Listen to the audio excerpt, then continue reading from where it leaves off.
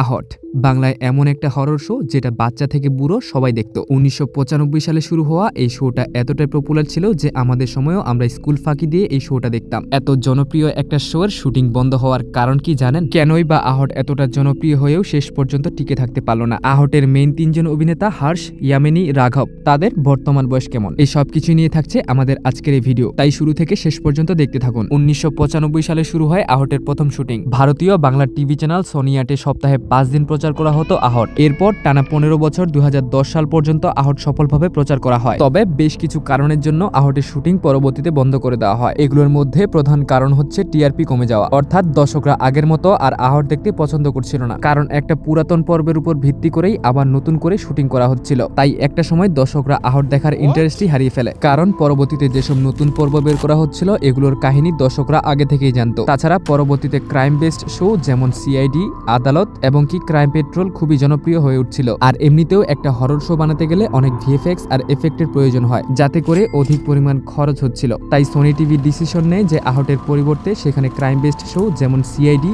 আদালত, crime petrol ঢুকিয়ে দেওয়ার। আর মূলত এসব কারণের জন্যই আহটের শুটিং বন্ধ হয়ে যায়। তো বন্ধুরা, আজকের এই ছোট্ট ভিডিও এই পর্যন্তই। কে কে এখনো আহট দেখেন সেটা কমেন্ট করতে ভুলবেন না, আর আমাদের এই ছোট্ট চ্যানেলটিকে সাবস্ক্রাইব করবেন। ধন্যবাদ।